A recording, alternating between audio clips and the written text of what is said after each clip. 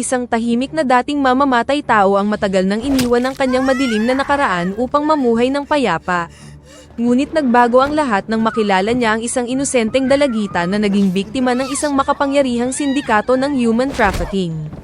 Nang ma-realize na walang ibang handang tumulong, napilitan siyang muling balikan ang mga kasanayang matagal na niyang isinuko. Ang simpleng hangarin na protektahan ng isang inosenteng buhay ay nauwi sa isang madugong digmaan laban sa mga tiwaling pulis, maimpluwensyang opisyal ng gobyerno, at mga profesional na mamamatay tao na handang gawin ang lahat upang mapanatiling buhay ang kanilang madilim na negosyo.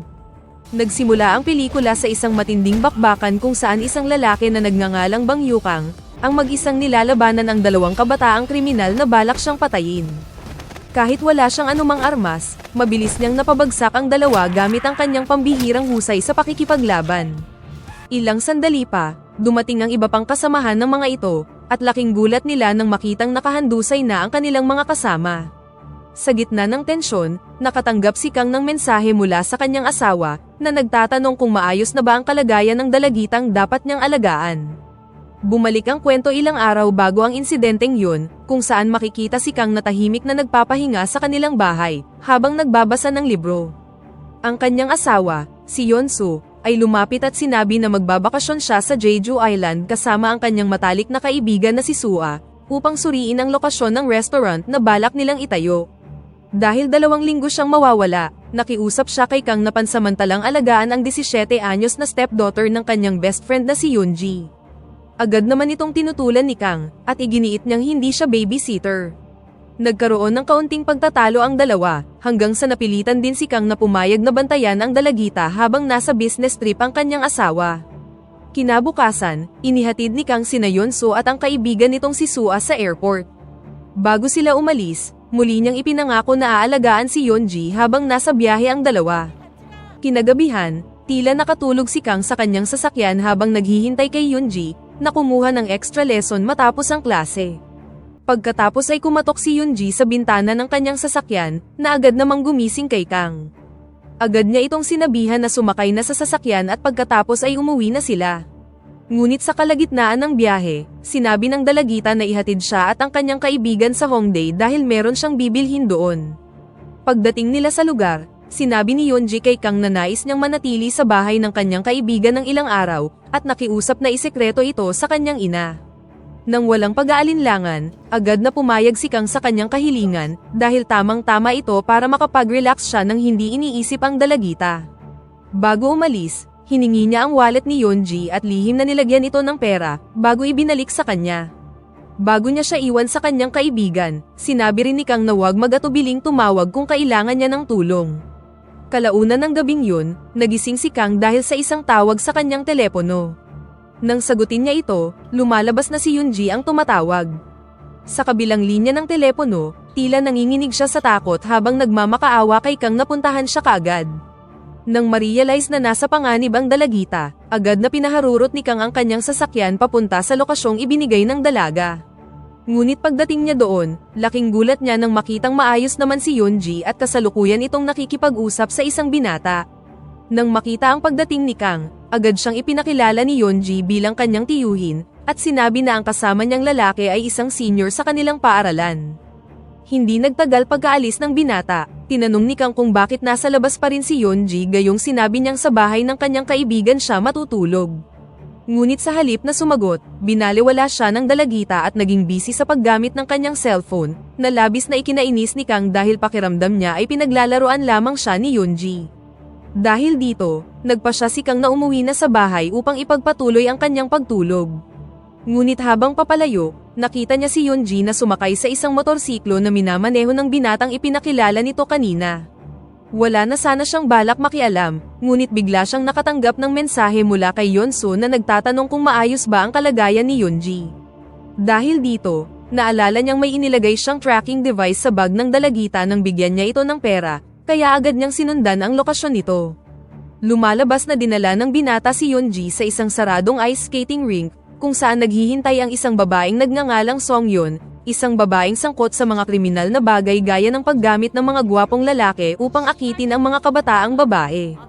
Kapag nakuha na nila ang tiwala ng kanilang mga biktima, dinudukot nila ang mga ito at pinipilit na magtrabaho bilang mga prosti upang pagkakitaan.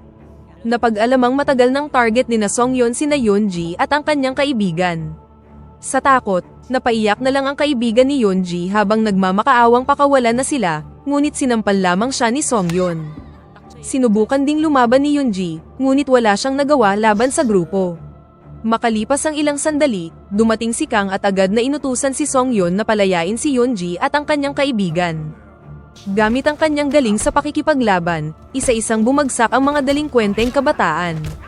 Kahit pa nasaksak ni Songyeon si Kang sa tiyan, nanatili siyang nakatayo at agad na gumanti sa pamamagitan ng pagpapatumba sa kanya. Pagkatapos ng insidente, ligtas niyang inihatid si Yoonji pauwi at pinayuhan siyang magpahinga. Si Yoonji, na labis na na-curious, ay tinanong kung ano ang trabaho ni Kang, sapagkat napansin niyang nakatira ito sa isang napakalaki at marangyang mansyon. Bilang tugon, sinabi lang ni Kang na meron siyang maraming negosyo at ilang ari-arian, bago inutos na wag na siyang tanungin tungkol sa kanyang personal na buhay. Kinagabihan, niyaya ni Kang ang dalagita na kumain sa isang restaurant bilang paraan upang mas maging komportable sila sa isa't isa. Ngunit nang pauwi na sila, napadaan sila sa ice skating rink kung saan naganap ang laban nila laban sa grupo ni Songyeon. Sa kanilang pagkabigla, ang arena ay dinagsa ng maraming pulis na nag-iimbestiga, na palatandaan na merong malubhang krimen na nangyari doon. Habang dumaraan sila, isang pulis na nagngangalang Lee Yong-ho, ang pinahinto ang sasakyan ni Kang. Ipinaalam nito na may naganap na patayan sa loob ng skating rink at nagtanong siya ng ilang bagay tungkol sa kanilang pagdaan sa lugar. Kalmado namang sinagot ni Kang ang bawat tanong, ngunit kapansin-pansin ang kakaibang kilos ni Yoonji, na tila kinakabahan at may itinatagong lihim. Nang sa wakas ay nakarating na sila sa bahay, agad na nagsaliksik si Kang tungkol sa insidente at nabigla nang malaman na ang mga biktima ay ang mismong mga kabataang binugbog niya noong nakaraang araw. Kinabukasan, nagtungo si Detective Lee sa bahay ni Kang upang alamin ang kanyang alibay sa oras ng pagpatay. Ayon sa CCTV, nakita ang sasakyan ni Kang na dumaan malapit sa pinangyarihan ng krimen 30 minuto bago mangyari ang pagpaslang. Bukod pa rito, may nakuha rin silang kuha ng CCTV na nagpapakitang kasama ni Yoonji ang isa sa mga biktima bago ang insidente, at lumalabas na pawang mga kaklase niya ang mga ito. Gayunpaman, tumanggi si Kang na magbigay ng mas detalyadong paliwanag, kaya lalo siyang pinaghinalaan ng investigador. Kinwestiyon pa ni Lee kung ano ang relasyon niya sa menor de edad na babae, ngunit ipinaliwanag lamang ni Kang na nakiusap ang kanyang asawa at ang ina ni Yoonji na siya muna ang magbantay rito habang nasa Jeju Island ang dalawa. Bago umalis ang detective, sinabi ni Kang na bumalik na lamang si Lee kapag mayroon na siyang malinaw na ebidensyang mag-uugnay sa kanila sa kaso. Pagkaalis ni Lee, kinausap ni Kang si Yoonji at inutos na sabihin ang buong katotohanan kung may nalalaman siya tungkol sa pagkamatay ng kanyang mga kaklase. Nang malaman ang tungkol sa kalagayan ng dalagita, biglang naalala ni Kang ang isang babaeng minsang nais wakasan ang sarili niyang buhay. Tinanong niya ito kung ano ang gusto niya, na humiling lamang ng isang yakap mula kay Kang, bago nawalan ng malay. Naputol ang kanyang pagninilay-nilay nang biglang tumunog ang cellphone ni Yoonji. Nang malamang si Songyeon ang nasa kabilang linya, agad na inagaw ni Kang ang cellphone ni Yoonji at siya mismo ang nakipag-usap. Ipinagmalaki ni Songyeon na nasa kanya ang kutsilyong may mga fingerprint ni Kang, at nagbanta na ibibigay ito sa pulisya kung hindi siya makikipagkita sa loob ng 1 oras. Dahil ayaw niyang mapunta sa maling kamay ang mahalagang ebidensyang yun, napilitan si Kang na tanggapin ang kondisyon. Bago umalis, inutusan niya si Yoonji na manatili sa bahay para sa kanyang kaligtasan. Ngunit dahil natatakot itong maiwang mag-isa, nagpumilit siyang sumama. Gayunpaman, hindi siya pinayagan ni Kang at sa halip ay binigyan siya ng isang bracelet na may tracking device upang madali niya itong mahahanap kung sakali mang may mangyaring masama. Pagkatapos nito, mabilis na naghanda si Kang ng mga armas na gagamitin niya para sa paparating na laban. Dahil alam ni Kang na dala pa rin ni Songyeon ang wallet ni Yoonji na may nakatagong tracking device, agad niyang natunton ang lokasyon nito. Hindi nagtagal, nakarating siya sa isang apartment, kung saan nakilala niya ang isang lalaki na nagngangalang Jong, ang pinsan ni Songyeon at ang utak sa ilegal na negosyo, na nagsasamantala sa mga menor de edad na babae. Bilang panimula ng kanilang pagtutuos, ipinatawag ni Jong ang isa niyang dambuhalang tauhan upang harapin si Kang. Gayunpaman, nagkamali siya nang maliitin niya si Kang, na hindi nagdalawang isip na bugbugin at pahirapan ang kanyang tauhan. Agad niyang inutos kay Songhyun na ibigay ang kutsilyong merong kanyang fingerprint, ngunit pinalaki pa ng babae at ni Jong ang sitwasyon nang tutukan nila siya ng baril. Sa huli, ibinigay na rin ni Jong ang kutsilyo bago sila mabilis na tumakas. Pagkakuha ng kutsilyo, agad silang hinabol ni Kang, ngunit hindi na niya sila naabutan nang pumasok siya sa isang madilim na silid. Doon, nakatagpo niya ang isang misteryosong lalaki, na halos kapantay niya sa husay sa pakikipaglaban. Nagkaroon ng matinding bakbakan sa pagitan nilang dalawa, hanggang sa mapilitang tumakas ang kalaban matapos magtamo ng matinding sugat. Pagkatapos ng laban, agad na umuwi si Kang, ngunit bumungad sa kanya ang magulong bahay. Nang ma-realize ang sitwasyon, agad niyang naunawaan na dinukot si Yoonji. Gamit ang tracking device na nasa bracelet nito, mabilis niyang natunton ang lokasyon ng dalagita, na nasa isang apartment na ginagamit bilang pugad ng ilegal na operasyon sangkot ang mga menor de edad. Habang naghahanap, narinig niya ang pagsigaw ng isang babae mula sa isang silid. Nang pasukin niya ito, nakita niyang binubugbog ang kaibigan ni Yoonji ng isang binata. Agad niya itong iniligtas, at pagkatapos ay tinanong kung nasaan na si Yoonji. Samantala, si Songhyun, na naroon din sa lugar, ay napansin ang pagdating ni Kang, kaya agad niyang tinangkang tumakas. Gayunpaman, nagawa siyang pigilan ni Kang at pinilit siyang magsalita tungkol sa kinaroroonan ni Yoonji. Nang tumanggi siyang magsalita, napilitan si Kang na igapos siya, at pinahirapan ang babae upang makakuha ng impormasyon tungkol kay Yoonji at sa kanyang gang. Sa huli, inamin din ni Songhyun na ginagamit nila ang mga menor de edad bilang pain sa ilegal na negosyo ni Jong. Pinapaibig nila ang mga kabataang babae sa mga lalaking may edad, sa kanila binablackmail ang mga ito kapalit ng malaking halaga ng pera. Upang mapanatiling ligtas ang kanilang operasyon, nakipagsabuatan pa sila sa ilang tiwaling pulis, na tumatanggap ng bahagi ng kanilang kinikita. Ibinunyag din ni Songhyun na si Yoonji at ang iba pang mga dalaga ay ipapadala sa Russia upang ibenta bilang mga prosti. Sinabi rin niya ang pangalan ng hotel kung saan pansamantalang ikinukulong ng grupo ang mga biktima bago sila ilabas ng bansa. Ilang sandali pa, dumating si Detective Lee matapos makatanggap ng report tungkol sa kaguluhan sa apartment. Pagpasok niya sa loob, tumambad sa kanya ang malubhang sugatang si Songhyun, ngunit wala na roon si Kang. Samantala, nakarating na si Kang sa itinurong hotel, at agad niyang hinarap ang grupo ng mga delinkwenteng kabataan sa simula ng pelikula. Kahit mag-isa, isa-isa niyang pinabagsak ang mga armadong tauhan gamit ang kanyang pambihirang husay sa pakikipaglaban. Matapos mapatay ang halos lahat ng humarang sa kanya, tinanong ni Kang ang tatlong natitirang kriminal tungkol sa kinaroroonan ni Yoonji. Ngunit nang mabigo silang magbigay ng kapaki-pakinabang na impormasyon, walang pag-aalinlangang pinatay ni Kang ang mga ito. Hindi nagtagal, lumitaw ang isang lalaking may kulay blonde na buhok na nagpakilalang Yuri. Si Yuri, na isang Russian, ay nabunyag na isang professional assassin na nagtatrabaho para sa Russian Mafia na dati nang nakalaban ni Kang. Sinabi ni Yuri na si Yoonji ay isasakay sa isang barkong aalis papuntang Russia alas 8 kinabukasan. Nang ma-realize ni Kang na kakaunti na lang ang natitira niyang oras, agad siyang gumawa ng bagong plano upang pigilan ang kanilang balak. Agad siyang bumalik sa hotel at muling hinarap si Yuri sa isang matinding labanan. Sa gitna ng bakbakan, nagawa niyang matrap si Yuri sa loob ng hotel, bago walang pag-aalinlangang tumalon mula sa bintana ng ikalawang palapag.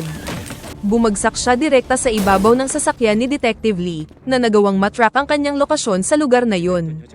Agad na tinutukan ng baril ni Detective Lee si Kang, at inakusahan siya ng pagpatay kay Songhyun at sa mga lalaking natagpuang patay sa ice skating rink. Sa kabila ng mga akusasyon, nanatiling kalmado si Kang. Nang makakuha ng pagkakataon, mabilis niyang inagaw ang baril ni Lee at itinutok ito sa detective. Dahil sumisikat na ang araw at wala nang natitirang oras, ipinosas niya si Lee sa sasakyan, bago mabilis na nagmaneho upang iligtas si Yoonji bago pa ito mailabas ng bansa. Makalipas ang ilang minuto, nakarating na si Kang sa pantalan, ilang sandali bago maisakay si Yoonji sa barkong nakatakdang bumiyahe papuntang Russia. Wala siyang sinayang na oras at agad na pinatay ang mga armadong kriminal na nagbabantay sa dalagita, bago siya tuluyang nailigtas. Gayunpaman, hindi pa rito nagtatapos ang laban dahil dumating si Jong at sinubukang sagasaan si Kang gamit ang sasakyan. Sa kabutihang palad, nakaiwas si Kang at agad na inutusan si Jong na sabihin kung sino ang mastermind ng buong operasyon. Nang tumanggi itong magsalita, walang pag-aalinlangang tinapos ni Kang ang kanyang buhay. Nang makita si Kang, na hindi nagdadalawang isip na pumatay ng ibang tao, agad na narealize ni Lee na hindi siya isang ordinaryong lalaki. Matapos mapatay si Jong, kinuha ni Kang ang cellphone nito at natuklasan ang mga mensaheng nagpapatunay na si Detective Lee ay isa sa mga tiwaling pulis na kasabwat ng sindikato. Dahil sa matibay na ebidensya, napilitan si Lee na sundin ang bawat utos ni Kang kapalit ng kanyang pananahimik. Dahil dito, nalinis ang pangalan ni Kang at naalis ang lahat ng paratang laban sa kanya. Samantala, isinugod si Yoonji sa ospital upang gamutin ang kanyang mga natamong pinsala. Habang binabantayan siya ni Kang, hinikayat niya itong sabihin sa mga pulis ang buong katotohanan. Nang makonsensya, sinisi ni Yoonji ang sarili sa lahat ng nangyari sa kanya at sa kanyang kaibigan, ngunit pinakalma ni Kang ang dalagita at ipinaalala sa kanya na hindi niya kasalanan ang nangyari. Sinabi niyang ang dapat niyang isipin ngayon ay ang kanyang paggaling at ang pagbangon mula sa lahat ng kanyang pinagdaanan. Hindi nagtagal, dumating si Detective Lee sa ospital. Doon, ibinunyag ni Kang na matagal na niyang alam na kasabwat ng detective si Jong, matapos niyang makita ang bangkay ni Songyun sa loob ng kanyang sasakyan. Dahil dito, napag-isip-isip niyang si Lee ang pumatay kay Songyun upang ibintang sa kanya ang krimen. Pagkatapos ay inutusan niya ang detective na alamin ang lahat tungkol sa Russian Mafia na nasa likod ng bentahan ng mga kabataang babae. Noong una, tumanggi si Lee dahil alam niyang napakadelikado nito, ngunit wala siyang ibang choice kundi sumunod kay Kang dahil meron siyang matibay na ebidensya na kayang sumira sa kanyang career bilang police officer. Makalipas ang ilang araw, nakipagkita si Kang kay Hyunjo, isang arms dealer na dati niyang partner, ngunit maagang nagretiro matapos magtamo ng malubhang pinsala sa binti. Nagulat si Hyunjo nang humingi si Kang ng sniper rifle at baril na may silencer, dahil akala niya ay tuluyan na niyang iniwan ang dati nitong buhay. Ipinaliwanag ni Kang na meron lang siyang kailangang tapusing problema, at kailangan niya ang mga armas sa lalong madaling panahon. Kinagabihan, nakatanggap si Kang ng tawag mula kay Detective Lee tungkol kay Park, isang mataas na miyembro ng sindikatong responsable sa pagpapadala ng mga kabataang babae sa Russia. Sa kabilang banda, galit na galit si Park nang malaman niyang napatay ang kanyang mga tauhan at unti-unti nang nabubunyag ng pulisya ang kanilang ilegal na operasyon. Dahil dito, nagmamadali siyang nag-impake ng kanyang mga gamit at agad na umalis sa kanyang hideout. Gayunpaman, huli na ang lahat dahil nabunyag na naroon na si Kang. Isa-isang pinabagsak ni Kang ang mga tauhan ni Park at walang kahirap-hirap na pinatay ang lahat ng nagbabantay sa lugar. Nang tuluyan na niyang makorner si Park, tinutukan niya ito ng baril at pinilit na sabihin ang buong katotohanan tungkol sa kanilang sindikato. Sa sobrang takot, ibinunyag ni Park na siya at ang kanilang leader, na kilala sa alias na Pig Mama, ang namamahala sa pagbebenta ng mga kabataang babae sa mga mayayamang parokyano na handang magbayad ng malaki kapalit ng kanilang masamang pagnanasa. Hindi lamang mga ordinaryong tao ang kanilang mga kliyente, kundi maging mga mataas na opisyal ng gobyerno at mayayamang negosyante.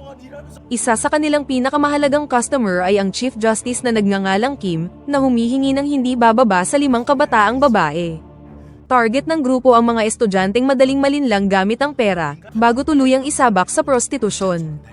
Nakikipagtransaksyon din si Pig Mama sa Russian Mafia at nakikipagpalitan sa kanila, kung saan nagpapadala sila ng mga kabataang babae mula sa Russia upang maging mga bayaran sa South Korea. Matapos makuha ang lahat ng impormasyong kailangan niya, walang pag-aalinlangang pinatay ni Kang si Park, at agad na tumawag sa isang taong pinagkakatiwalaan niya upang linisin ang lugar. Hindi nagtagal, isang grupo ng mga lalaki, na pinangungunahan ni Taeyeon, ang dumating sa lugar at mabilis na nilinis ang pinangyarihan ng krimen, habang inaalis ang lahat ng bangkay at ebidensya. Nagulat si Taeyeon nang makatanggap ng tawag mula kay Kang dahil ang alam niya ay matagal na itong nagretiro bilang isang profesional na assassin. Ipinaliwanag ni Kang na kakailanganin niya ang tulong ng buong grupo sa isang napakalaking operasyon na magaganap sa labas ng lungsod. Noong una, tumanggi si Taeyeon, ngunit nang alukin siya ni Kang ng 3 beses na mas malaking bayad, tuluyan na rin siyang pumayag. Kinabukasan, nakuha na ni Kang ang sniper rifle at iba pang mga armas na kanyang ipinahanda, at agad niya itong sinubukan sa lugar ni Hyunjo upang matiyak na handa na siya sa susunod na misyon. Pagkatapos nito, bumisita siya kay Yoonji sa ospital. Labis ang pagdadalamhati ng dalagita nang malaman niya na ang kanyang kaibigan, na isa ring biktima ng sindikato, ay hindi na kinaya ang lahat at nagpakamatay. Habang naroon, tinawagan ni Kang si Detective Lee upang alamin ang nakaraan ni Yoonji. Doon, nalaman niya na inampun pala ito ni Sua, ang best friend ng kanyang asawa, matapos mamatay ang tunay nitong ina noong 5 taong gulang pa lamang siya. Ibinunyag din ni Lee na ang Chief Justice na si Kim ay nagmula sa isang makapangyarihang pamilya at may napakalawak na impluwensya sa politika, dahilan upang halos imposibleng maipakulong siya. Gayunpaman, walang pakialam si Kang sa batas dahil hindi niya ipapadala si Kim sa kulungan, kundi diretso sa sarili nitong impyerno. Ibinunyag din ni Detective Lee kay Kang na magdaraos si Chief Justice Kim ng isang pribadong party sa loob ng marangyang mansyon ng kanilang pamilya, isang lugar na napakalayo sa publiko upang matiyak na walang makakakita sa kanyang mga lihim na gawain. Kinabukasan, habang busy si Kim sa pakikipag-party kasama ang mga sexing babaeng inimbitahan niya, tahimik namang pumwesto si Kang sa labas ng mansyon. Gamit ang sniper rifle na nakuha niya mula kay Hyunju, isa-isa niyang pinabagsak ang mga armadong gwardyang nagbabantay sa paligid. Samantala, si Yuri, ang assassin na nagtatrabaho para kay Kim, ay agad na napansin na may nangyayaring hindi pangkaraniwan, nang hindi na sumasagot ang kanyang mga tauhan na nasa labas ng mansyon.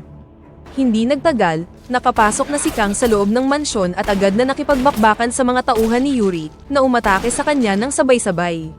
Kasabay nito, si Detective Lee, na naroon din sa party, ay tinutukan ng baril si Kang at nagbantang papatayin siya dahil kumampi na siya kina Judge Kim at Yuri. Kayang-kaya silang talunin ni Kang, ngunit sa halip na lumaban, hinayaan niya ang sarili na mahuli dahil meron siyang sariling plano. Dinala siya sa harap ni Kim, na may katabing dalagita na halatang takot at desperadong makatakas. Doon, buong yabang na sinabi ni Lee na hindi na siya natatakot sa ebidensyang hawak ni Kang, dahil nangako si Chief Justice Kim na poprotektahan siya gamit ang impluwensya nito sa pulisya at sa mga taga-usig. Sa kabila nito, hindi man lamang natinag si Kang sa kanyang mga narinig na parabang inaasahan na niya ang pagtataksil ni Detective Lee. Matapos dalhin ni Lee at ng kanyang mga tauhan si Kang, agad namang kinaladkad ni Kim ang dalagita papasok sa kanyang silid upang isatisfy ang kanyang pagnanasa sa mga batang babae. Sa mismong sandaling yun, kumilos na si Kang. Mabilis niyang pinabagsak ang lahat ng bantay, at walang kahirap-hirap na nabawi ang kontrol sa sitwasyon. Pagkatapos nito, inagaw niya ang baril ni Lee at walang pag-aalinlangang pinatay ang detective bilang kapalit ng pagtataksil nito.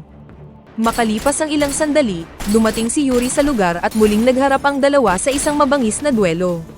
Naging isa itong matinding sagupaan, kung saan kapwa nila ipinakita ang pambihira nilang husay sa pakikipaglaban.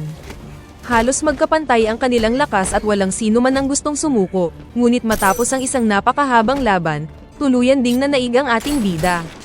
Matapos niyang patayin si Yuri, inihagis niya ang katawan nito sa gitna ng engrandeng salo-salo.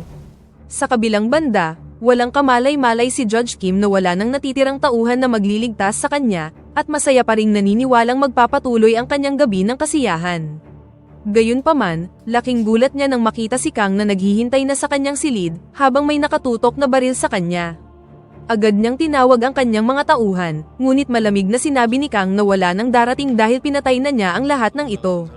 Sa pagiging desperado, sinubukan ni Kim na bilhin ang kanyang katahimikan, kung saan nangako siyang poprotektahan si Kang laban sa batas upang malaya siyang makabalik sa dati niyang madugong trabaho. Tila sandaling pinag-isipan ni Kang ang alok, ngunit ngumiti lamang siya at sinabing matagal na niyang iniwan ang kanyang maruming nakaraan. Bago umalis, pinilit muna ni Kang si Judge Kim na ibunyag ang tunay na pagkatao ni Pig Mama. Sa kanyang pagkabigla, nalaman niya na ito ay walang iba kundi si Sua, ang mismong umampon kay Yoonji, at ang best friend ng kanyang asawa. Inamin ni Kim na si Sua mismo ang nagplanong ibenta ang sarili niyang stepdaughter upang kumita ng malaki sa kanilang sindikato. Matapos makuha ang impormasyong kailangan niya, tumalikod si Kang at tila aalis na. Ang akala ni Kim ay ligtas na siya at hindi napapatayin, ngunit muling humarap si Kang at walang pag-aalinlangang binaril ang lalaki. Makalipas ang ilang araw, habang nagbabakasyon sina Sua at Yeonso sa Jeju Island, nakatanggap si Sua ng tawag mula sa numerong inakala niyang kay Judge Kim. Nang sumakay siya sa kanyang sasakyan upang sagutin ito, laking gulat niya nang marinig ang boses ni Kang, na nabunyag na naghihintay na sa kanya sa sasakyan. Ipinaalam nito na patay na sina Kim, Park at Jong, at halos lahat ng kasabwat nila sa sindikato. Agad niya itong tinutukan ng baril at ipinahayag ang kanyang galit dahil isinangkot nito si Yeonso sa napakaruming negosyo ng sindikato. Pagkatapos nito, inutusan niya si Sua na magmaneho patungo sa isang liblib na lugar. Habang nasa biyahe, sinabi niyang siya at ang kanyang asawa na ang mag-aalaga kay Yoonji, hanggang sa dumating ang panahong kaya na nitong tumayo sa sarili niyang mga paa. Pagdating nila sa isang walang taong lugar, walang pag-aalinlangang binaril ni Kang si Sua sa ulo at tuluyan itong pinatay. Matapos ang insidente, tahimik na lumabas si Kang sa sasakyan at naglakad palayo. Makalipas ang ilang sandali, dumating sina Taeyeon at ang kanyang grupo upang linisin ang pinangyarihan ng krimen at alisin ang bangkay ni Sua. Sa huling eksena, makikitang magkasamang pinapanood ni Kang at Yeonso ang paglubog ng araw sa dalampasigan. Ipinagtapat ni Kang na natupad niya ang kanyang pangako na protektahan si Yoonji, at isinama pa niya ito sa kanilang bakasyon. Bilang tugon, ngumiti lang si Yeonso kay Kang, at mahigpit na niyakap ang kanyang asawa. Kasabay nito, nabunyag na ang paulit-ulit na lumilitaw sa mga alaala ni Kang ay walang iba kundi si Yeonso, ang taong minsan niyang iniligtas at kalaunan ay naging kanyang asawa, at dito na nagtatapos ang pelikula. Pakipindot naman ang like button kung nagustuhan mo ang pelikula at kung hindi naman, pindutin mo ng 2 beses ang dislike button para lang makasiguro.